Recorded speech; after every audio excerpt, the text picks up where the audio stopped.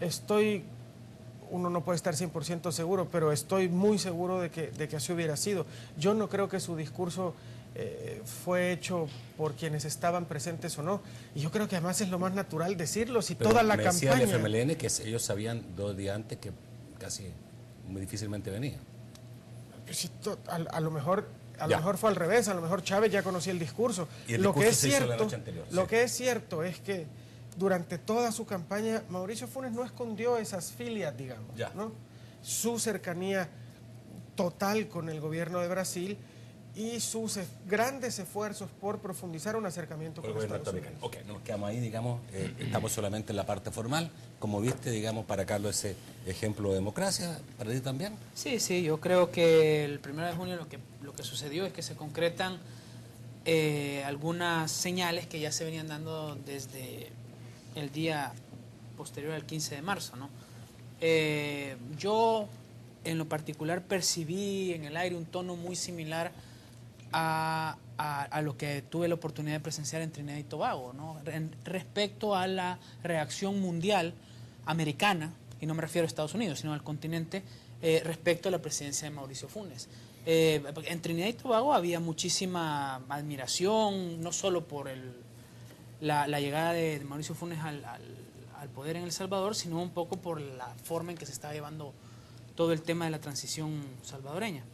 Y eso percibí un poco, solo que el 1 de junio ha añadido a todo el guiño político internacional, que básicamente concuerdo con lo que han dicho, ¿no? Y lo que hay de analizable en el discurso de Mauricio Funes respecto a lo que dejó de decir, son guiños políticos, así se tienen que entender, ¿no? O sea, la referencia a Lula, la referencia a Hillary Clinton, está muy claro. Yo creo que el análisis ahí es bastante claro. Estos son mis aliados, estos son mis prerrogativas de alianzas primeras, Brasil y Estados Unidos, ¿no? Pero también se añade un poco también, creo yo, que a excepción de la reacción de Arena respecto a las críticas muy duras que hizo el presidente a los gobiernos anteriores, en general, la reacción primera de otros sectores y actores de la sociedad salvadoreña al discurso también va en esos términos, ¿no? En la página de la prensa gráfica el día siguiente recogíamos cantidad de reacciones de empresarios, por ejemplo, empresarios grandes, medianos, jefes de gremiales, y en general todos mantienen el mismo tono de voto de confianza, de, bueno, sí, habrá que esperar cómo se traducen en hechos las palabras del presidente, pero en general ese ambiente persistió, ¿verdad? Yo durante la semana vi mucho que se intentó hacer mucha bulla con el tema de las referencias específicas al Partido de Arena, pero eso es solo una parte del asunto, ¿no? Y era un mensaje político que también quiso dar, como quiso dar lo de Brasil y Estados Unidos, ¿no? Pero en general sí percibí eso y creo que es un ambiente que se sigue manteniendo hasta ahora, ¿no? Lo que pasa, lo importante e interesante del 1 de junio es que ya en su discurso Mauricio Funes traza las líneas gruesas de los mensajes políticos que él va a querer dar, al menos en la primera parte o en el arranque de su presidencia, ¿no? Pero en general concuerdo, creo que se mantuvo ese tema, ese ambiente que se había generado, y las primeras reacciones que yo veo al discurso, ya digo, excepción hecha de la reacción política del partido opositor, me parecen como muy positivas y que van en ese sentido. Vamos a hablar del discurso en el próximo bloque, pero le viste la cara a Tony Saca, ¿no? Está fotografiada aquí, es elocuente. Elocuente la cara, ¿no? Muy diferente a las caras que tenía antes cuando estaba con Mauricio Funes. ¿David?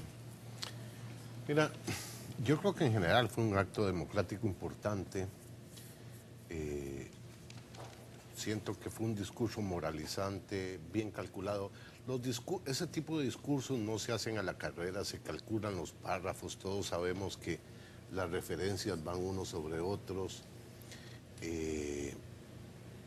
Era importante, por ejemplo, el primer acto de gobierno que dice Funes, establezco relaciones con Cuba, pero párrafo seguido, plum, le da un cariñito a los Estados Unidos. Esas son situaciones sin duda calculadas, ¿verdad? Al poner como referente a Obama y a Lula, obviamente está diciendo, repite con mucha intencionalidad, este es mi camino y esto es lo que quiero seguir, ¿verdad? Yo creo que el discurso también fue bastante omisivo en algunas cosas, ¿verdad? Te digo, por ejemplo, en cuanto a problemas fundamentales del país, no hubo un solo anuncio en materia de seguridad, que es un gran problema.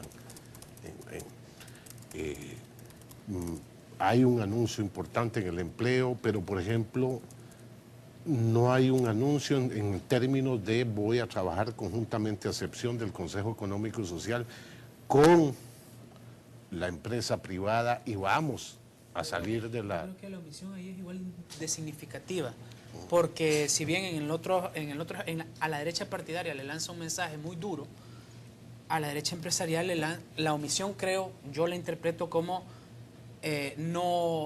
como un signo de no pleito, ¿no? Sino más bien de mantener tabla rasa en ese sentido. Y hay una relación al Consejo, que de hecho ya hay empresarios en este momento en Brasil viendo cómo funciona el Consejo Económico, Social de Brasil, que está compuesto hay varios aprendiendo portugués, tengo entendido. Correcto. O sea, ya hay un peregrinaje a Brasil y eso suena bien, eso suena bien. Y no a Cuba, donde quisiera mi querido Chico. Hacia allá vamos, la fiesta. Pero a Cuba vamos a ir de vacaciones, chicos. A Cuba. Pero de vacaciones. A Cuba a veranear, ¿verdad? Pero sí creo que fue un mensaje calculado, bien articulado, bien escrito incluso, pero con sus mensajes y con sus omisiones también en algunas áreas y en algunos campos. Ok, vamos al corte, volvemos rápidamente. Ya empezamos a hablar del discurso. Obviamente vamos a tratar de desmenuzar este discurso que, sin duda, dejó reacciones de parte de la derecha durante toda la semana. Ya volvemos. Bueno, y obviamente el discurso fue un discurso que dejó huella, frase, digamos, clarísima. La meritocracia quedó la palabra estampada durante toda la semana.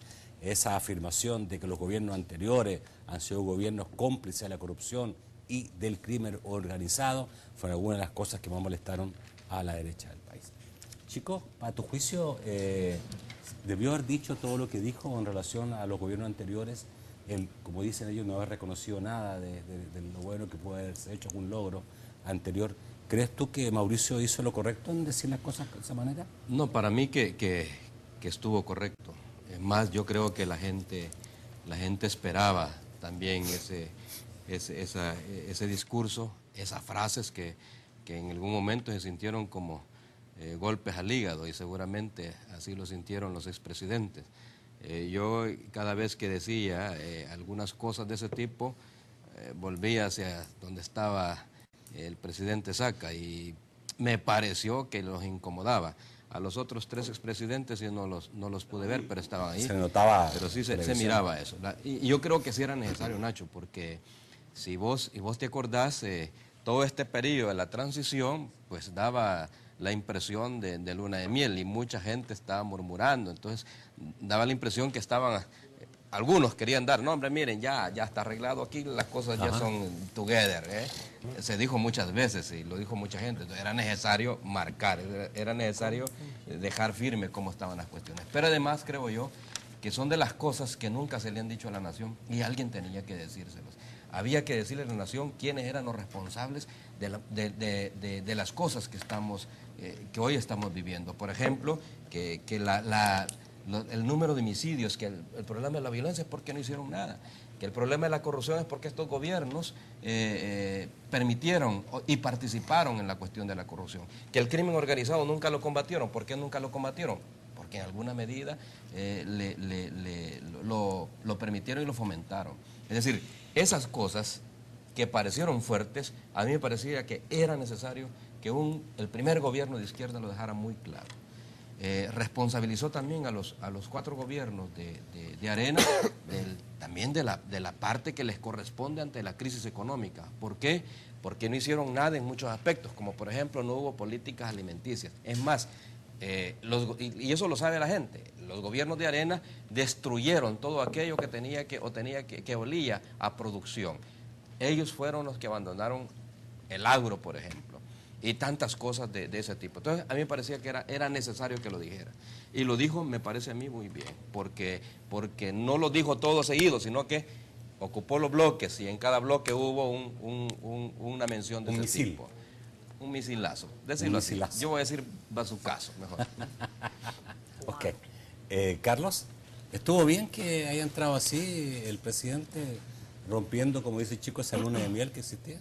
Depende a quién le pregunté si estuvo bien o estuvo mal, porque hay apreciaciones de todos lados. Yo lo que creo es que el discurso fue duro en muchos sentidos, y fue un discurso claramente de ruptura con, obviamente con los gobiernos anteriores, de ruptura con un modelo que hasta ahora le parece al presidente Funes que no ha funcionado y le parece a la mayoría de la población que votó por él.